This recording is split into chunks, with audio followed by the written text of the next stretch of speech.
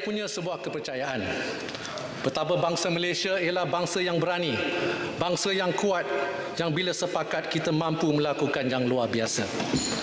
Atas hakikat itulah, Belanjawan 2021 ini mengangkat sebagai tema Teguh Kita Menang Bersama.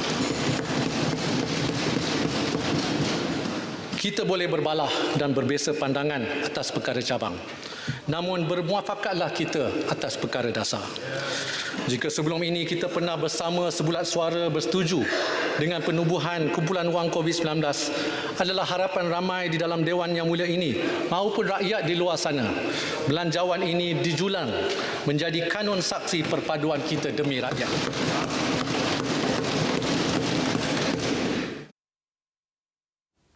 Assalamualaikum dan salam sejahtera. Saya Jasmine Abu Bakar dan ini Awani Sarawak. Teguh Kita Menang Bersama. Belanjawan 2021 mencipta sejarah apabila merekodkan peruntukan tertinggi yang pernah disaksikan negara. RM322.5 bilion mencakupi kesejahteraan rakyat, kelangsungan perniagaan dan ketahanan ekonomi. Sedar akan kepayahan yang dilalui rakyat susulan penurunan COVID-19, belanjawan kali ini adalah belanjawan anda. Melindungi golongan mudah terjejas, memperkasa dan meningkatkan kualiti kehidupan rakyat selain memacu pertumbuhan ekonomi dan pelaburan swasta dalam usaha memulihkan kembali ekonomi negara.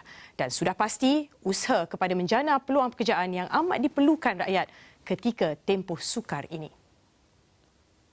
Sehubungan itu, jumlah perbelanjaan bagi tahun 2021 merupakan perbelanjaan terbesar dalam sejarah dengan nilai sebanyak RM322.5 bilion. Kerajaan bercadang untuk memperuntukkan RM236.5 bilion bagi perbelanjaan mengurus, RM69 bilion bagi perbelanjaan pembangunan dan RM17 di bawah kumpulan wang COVID-19.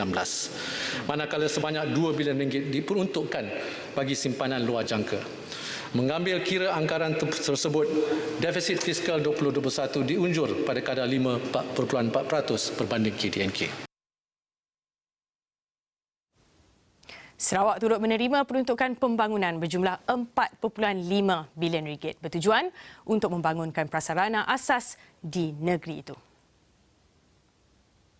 Akhir sekali, bagi tahun 2021, Sabah dan Sarawak akan menerima peruntukan perbelanjaan pembangunan masing-masing sebanyak RM5.1 bilion dan RM4.5 bilion.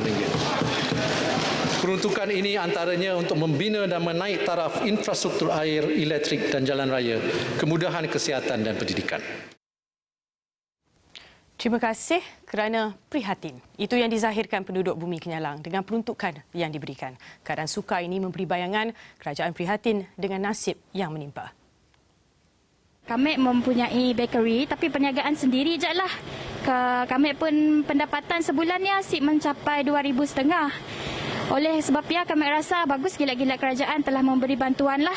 Sebab masa pandemik COVID-19 tu perniagaannya sangat-sangat susah, sangat-sangat si dapat berjalan dan kami pun si dapat pendapatan yang baguslah. Asalkan si Datuk dapat sustain perniagaan.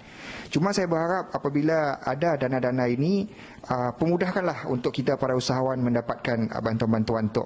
Mundak susah juga kita nak sustain dalam perniagaan di era COVID-19 tu. Pada musim COVID-19 tu agak tipis dan susah jugalah bagi kami orang graduan baru untuk cari kerja. Jadi dengan bantuan RM3,000 tadi ya untuk untuk meneruskan pengambilan sijil profesional, ini boleh membantu kami orang untuk memperluaskan lagi peluang pekerjaan kami orang. Dapat membantu kami sebagai ibu tunggal yang telah terjejas akibat COVID-19. Selain itu, kami rasa belanjawan itu memang dapat menyekatkan kualiti hidup kami. Bantuan yang sekejap tapi beri manfaat besar kepada rakyat. Itu yang disifatkan Dekan Fakulti Ekonomi dan Perniagaan Universiti Malaysia Sarawak UNIMAS, Profesor Madya Dr. Rusazana Abdul Rahim. Melalui bantuan prihatin rakyat BSR ini sekurang-kurangnya bantu mengembalikan ekonomi rakyat ke landasan yang stabil. Jadi kita sendiri sebenarnya kita boleh menjadikan bantuan ini sebagai satu bantuan yang memberi implikasi yang positif, ya, bukan sahaja untuk secara one off itu saja, tapi untuk meneruskan kelangsungan hidup dengan cara apa? Dengan cara kita melibatkan diri dengan perusahaan mikro. Perusahaan mikro ini boleh bersifat kita menjadi pengusaha, kita menjadi penjual, menjadi pengusaha makanan, ya. Dan sekarang dengan adanya promosi juga, dengan adanya bantuan untuk insentif jualan dalam talian. Jadi mungkin kita bermula dengan, walaupun tidak banyaklah, katakan daripada bantuan kita dapat 1,200, ya, untuk keluarga dengan satu anak ini. Kita tidak perlu banyak. Kita bermula dengan 200. Ataupun mungkin bermula dengan 100. Kita bermula tidak perlu dengan nilai yang banyak, tapi yang pentingnya ialah ia mesti konsisten, ia mesti berpanjangan. Jelasnya, meskipun dengan modal sedikit, ia boleh lonjak ekonomi khasnya kumpulan sasar untuk mencuburi bidang relevan seiring situasi semasa COVID-19 yang melanda negara ketika ini. Dan mengulas mengenai pemberian peruntukan berjumlah RM4.5 bilion untuk tujuan pembangunan infrastruktur pula, kata beliau, pertama sekali tumpuan perlu diberikan dalam merapatkan jurang di Sarawak secara menyeluruh. Kita perkukuhkan dulu, kita dekatkan dulu di antara bahagian ini, kerana ekonomi tempatan di antara bahagian-bahagian ini akan memberi kesan limpahan sosioekonomi kepada bahagian-bahagian tersebut. Yang kedua, dalam konteks saya ambil teori ekonomi, ya, maksudnya pendidikan itu sangat penting, ya. Jadi masalah sekolah daif di pedalaman ini perlu juga menjadi keutamaan, antara keutamaan penting untuk kita sama-sama, ya, kita sama-sama ataupun beri tumpuan oleh kerajaan, ya. Kerana secara teorinya memang pendidikan ini memang memberi impak yang positif kepada pertumbuhan ekonomi sesebuah negeri ataupun negara. Kerajaan juga memperuntukkan RM1 bilion bagi perkhidmatan kesihatan awam berkaitan COVID-19, meliputi pembelian bekalan reagen, kelengkapan pelindungan diri atau PPE dan perolehan peralatan serta bekalan peralatan dan ubat-ubatan di hospital.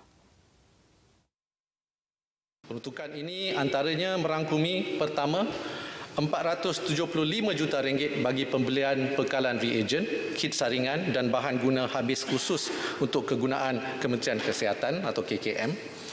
Kedua, RM318 juta bagi penyediaan peralatan PPE dan hand sanitizer kepada petugas barisan hadapan KKM. Ketiga, RM150 juta kepada agensi pengurusan bencana negara bagi menyelaras usaha memerangi COVID-19. Sementara itu, Tengku Zafrul berkata RM50 juta turut diperuntukkan bagi pembelian peralatan, bekalan ujian makmal dan ubat-ubatan di Hospital Pengajar Universiti. Dalam pada itu, kerajaan juga akan menambah peralatan pengoperasian fasiliti pergigian, perkhidmatan klinik secara maya serta penyediaan fasiliti zon saringan dan termometer di kemudahan kesihatan bagi memenuhi SOP norma baharu. Pengorbanan dan keringat petugas barisan hadapan tidak dilupakan. Sejak Mac lalu, allowance khas COVID-19 sebanyak RM600 sebulan diberikan kepada barisan hadapan KKM. Kini, pemberian one-off sebanyak RM500 akan diberikan kepada 100,000 petugas kesihatan. Sebagai tambahan, kerajaan bersetuju untuk melaksanakan pemberian one-off sebanyak RM500 bagi menghargai jasa anggota barisan hadapan KKM yang dijangka memanfaatkan 100,000 petugas kesihatan. Semasa berlakunya penularan wabak COVID-19 itu, ada beberapa bantuan yang dihulurkan oleh kerajaan kepada petugas barisan hadapan yang bertungkus lumus bekerja sampai seingat waktu dan si sempat berjumpa dengan keluarga. Kadang-kadang ada juga yang menyewa bilik di luar untuk menjaga keselamatan keluarga. Setidak-tidaknya bantuan untuk mampu mengurangkan beban petugas barisan hadapan yang telah menempuh cabaran pandemik tok lagi dari fasa yang pertama lagi. Terima kasih kepada kerajaan yang telah menghulurkan bantuan kepada semua kita. Begitu juga dengan petugas barisan hadapan. Semoga kita semua diberikan kesihatan yang optimum. Malah turut menjadi tumpuan dalam Pembentangan Belanjawan 2021 Bantuan Prihatin Rakyat BPR. Pemberian BPR yang sebelum ini dikenali sebagai Bantuan Sara Hidup BSH merangkumi pemberian dengan peruntukan RM6.5 bilion secara bersasar meliputi pelbagai isi rumah. Turut mendapat manfaat adalah golongan bujang. Individu bujang berpendapatan RM2,500 ke bawah pula akan menerima bantuan RM350. Tidak sekadar itu, had umur kelayakan individu bujang diturunkan kepada 21 tahun berbanding syarat sebelum ini iaitu 40 tahun. Selain individu bujang, BPR turut diberikan merangkumi pelbagai isi rumah berdasarkan syarat dan ketetapan kerajaan. Isi rumah berpendapatan bulanan kurang RM2,500 dan mempunyai seorang anak akan menerima bantuan sebanyak RM1,200. Manakala isi rumah yang mempunyai 2 orang anak atau lebih akan menerima bantuan sebanyak RM1,800.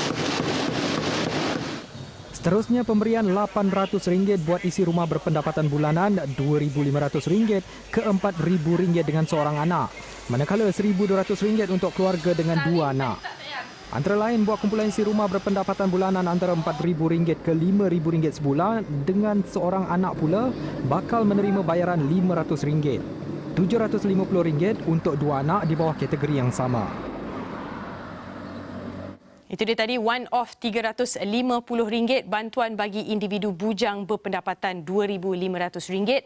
Tidak sekadar itu, had umur kelayakan individu bujang juga diturunkan kepada 21 tahun. Jadi, ini kata belia di Kuching. Kami rasa baguslah kerajaan turunkan umur dari 40 ke 21 ya. Sebab kini tok pun kita tahu juga nak banyak nak perlu dibayar seperti bil kereta, bil air, bil macam-macam lagi. So baguslah kerajaan turunkan umur dari 40 ke 21 ya. Kayak bantuannya juga boleh membantu macam bila ambil tu turun kerja, isi minyak ambil pun juga ya si nyusah orang tua nak minta tiap minggu. Seperti yang kita tahu dalam masalah COVID-19 tu banyak yang terkesan. Sedikit sebanyak dapat membantu kami untuk golongan-golongan yang terkesan supaya dapat membantu kami orang untuk meningkatkan lagi pendapatan kami orang sedikit sebanyak. Si perlu banyak pun sedikit pun okey. Bak kata orang tua asal ada aja. Dan penghargaan sama diberikan oleh golongan bujang di Sibu bagi mereka sedikit sebanyak meringankan beban ketika berdepan dengan pandemik COVID-19. Sedikit sebanyak dapat membantu kami orang meringankan beban sebagai bujang, orang bujang. Ada pakai belanja beli barang dapur, barang yang diperluan di rumah lah. Jadi dengan bantuan RM350 yang kami dapat menarik nafas lega lah.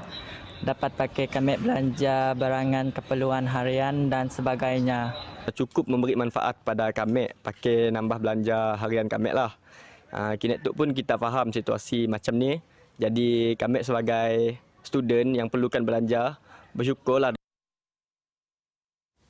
Baiklah, sebelum kami teruskan dengan laporan pembentangan bajet 2021, kita ke laporan COVID-19 di Sarawak. Hari ini 18 kes positif COVID-19 dikesan dengan 15 dari daerah Kuching. Dengan itu, daerah Kuching kekal berstatus merah dengan jumlah keseluruhan seramai 135 kes jangkitan tempatan dalam tempoh 14 hari yang lepas. Selain 15 kes di Kuching, Miri catat 2 kes manakala Samarahan 1 kes. Ini menjadikan jumlah keseluruhan kes positif COVID-19 di Sarawak meningkat kepada 960 kes. Tiada kluster baru dilaporkan JBPN Sarawak hari ini. 6 kluster masih aktif di Sarawak, termasuk kluster Baki, kluster Green Hill, kluster Wisma Pasar Berkas, kluster Bahar Nap, kluster Seladah di daerah Kuching dan 1 di Bintulu iaitu kluster Putra. Daerah Miri, Lundu dan Limbang juga kekal berstatus kuning. Ini menjadikan jumlah daerah yang berstatus merah adalah 1, 3 berstatus kuning dan 36 buah daerah yang lain di Sarawak kekal berada dalam status hijau. Sementara itu, Jawatankuasa Pengurusan Bencana Negeri Sarawak turut mencapai beberapa keputusan menerusi mesyuaratnya hari ini. Ia selepas menilai situasi semasa yang berlaku di Sarawak. Pertama, prosedur operasi standard atau SOP sektor makanan. Selepas pengumuman 50% kapasiti untuk premis makanan, Kementerian Kerajaan Tempatan dan Perumahan Sarawak telah mengeluarkan SOP bagi sektor makanan supaya diperketatkan. Ia perlu dipatuhi oleh semua pengusaha dan pemilik premis makanan di kawasan zon merah. SOP ini berkuat kuasa pada 8 November 2020. Bagi pengurusan bencana monsun Timur Laut semasa pandemik COVID-19, garis panduan telah dibentangkan kepada semua jawatankuasa pengurusan bencana di peringkat bahagian dan juga daerah untuk digunapakai semasa pengoperasian pemindahan mangsa ke pusat pemindahan sementara.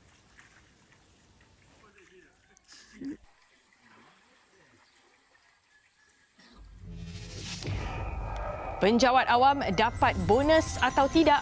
Laporannya selepas ini.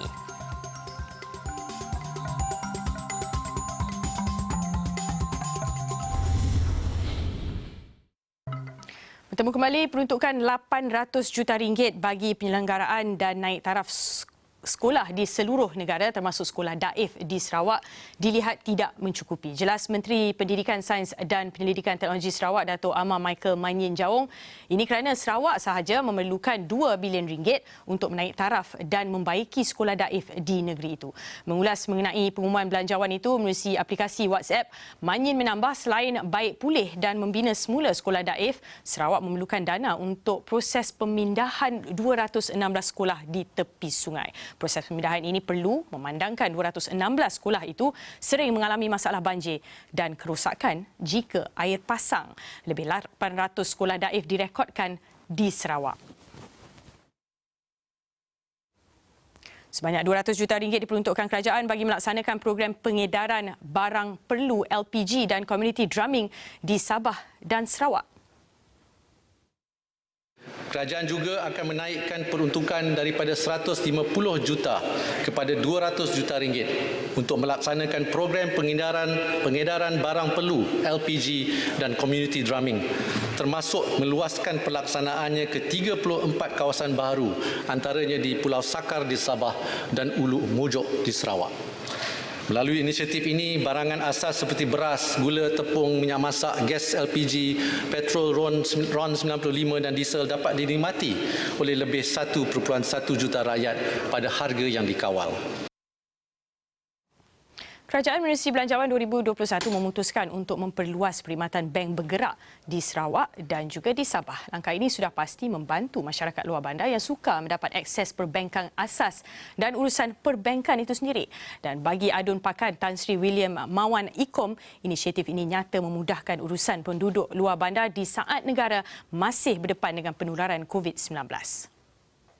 It can be implemented as soon as possible. I think not only Pakan, where this thing is seen as having worked very well, but in some places during the COVID, this is the least they can do. I mean, if certain places in which they can have a more permanent arrangement, that is later on. But putting mobile service is something people is already feel able to help them with their banking needs and all this. Belanjawan 2021 juga memberi fokus terhadap isu menanda sempadan dan mewartakan tanah di Sarawak dan Sabah. Kerajaan amat prihatin terhadap isu menanda sempadan dan mewartakan tanah yang sekian lama disuarakan oleh komuniti orang asli. Sukacita kerajaan menyediakan sebanyak RM5 juta bagi menjalankan kerja-kerja ukur tanah untuk menanda sempadan di 21 perkampungan orang asli. Selain itu, sebanyak RM41 juta diperuntukkan bagi program Native Customary Rights di Sabah dan Sarawak.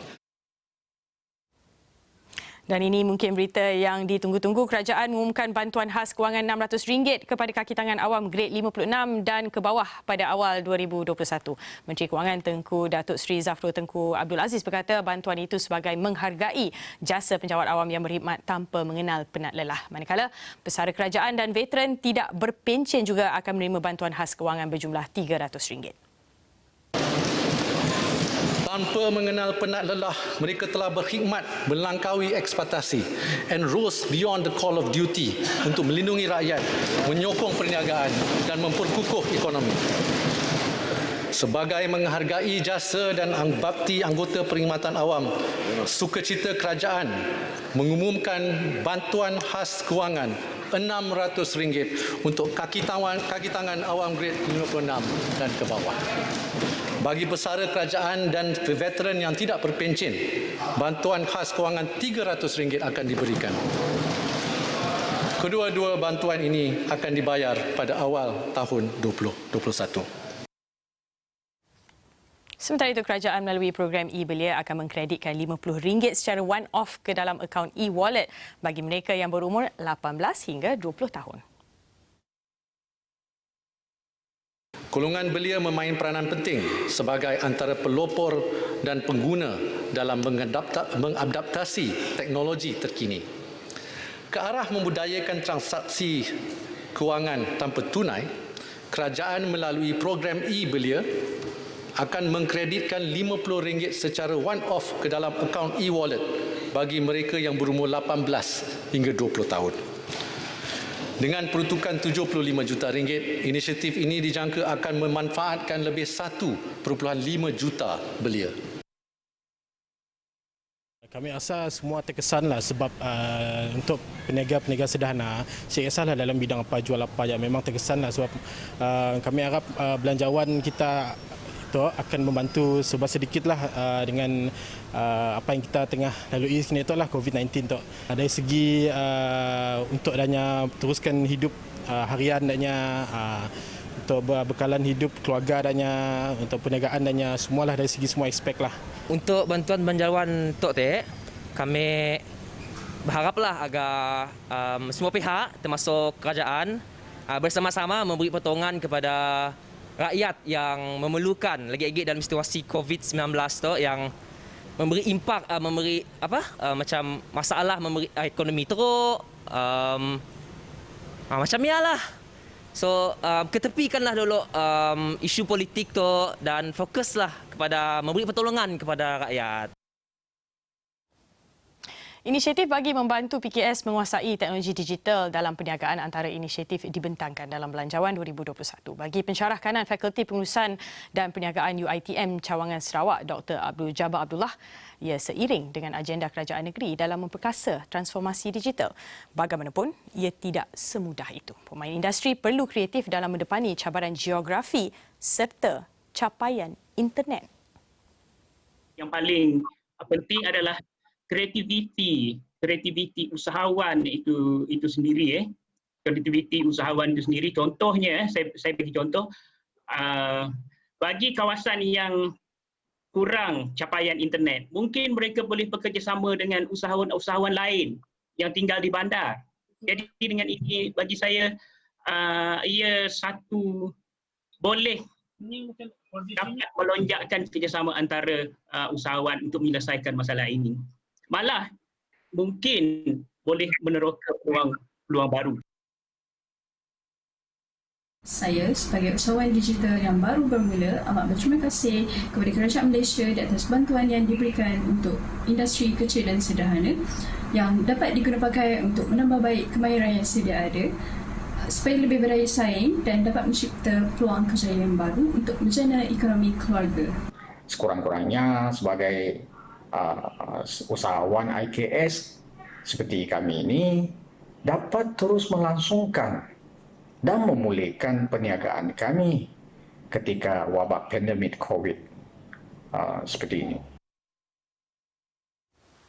Kerajaan memutuskan kadar caruman kumpulan wang simpanan pekerja KWSP diturunkan daripada 11% kepada 9%. Menteri Kewangan Tengku Datuk Seri Zafrul Tengku Abdul Aziz berkata inisiatif itu bagi meningkatkan pendapatan boleh guna ahli KWSP.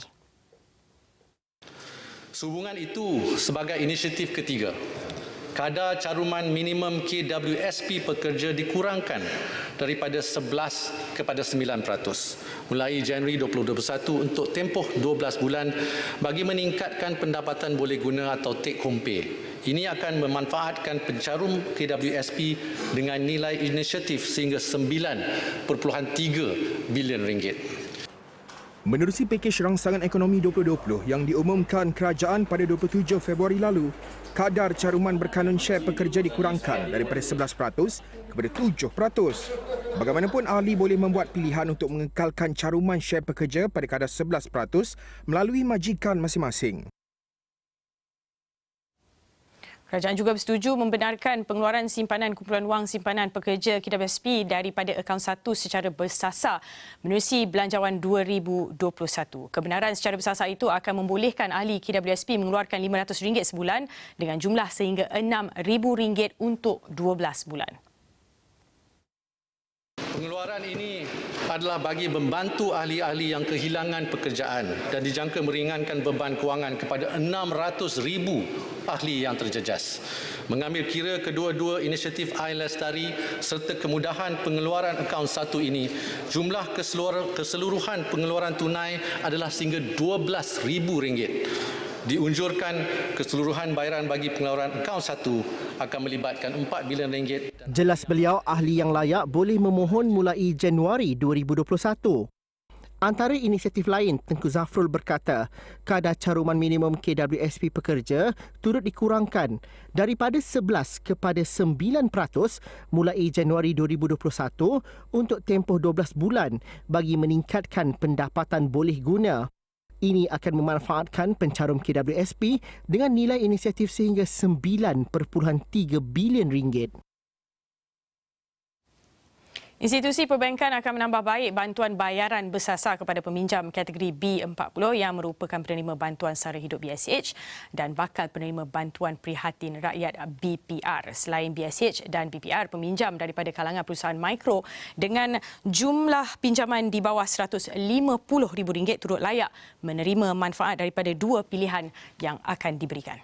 Institusi perbankan akan menambah baik bantuan bayaran bersasar kepada peminjam kategori B40 yang merupakan penerima BSH dan bakal penerima BPR dan kepada perusahaan mikro dengan jumlah pinjaman yang diluluskan sehingga RM150,000. Peminjam dalam kategori ini akan diberi pilihan. Option 1, menangguhkan ansuran bulanan selama 3 bulan. Atau option 2, pengurangan ansuran bulanan sebanyak 50% selama 6 bulan. Peminjam yang layak hanya perlu menghubungi pihak bank untuk membuat pilihan option dan menyempurnakan dokumentasi. Untuk peminjam dari golongan M40, proses permohonan bantuan bayaran balik pinjaman akan dipermudahkan. Peminjam hanya perlu membuat pengisytiharan sendiri atau self-declaration pengurangan pendapatan atau penghilangan pekerjaan untuk mendapat bantuan bayaran balik. Fleksibiliti ini akan bermula pada Disember 2020.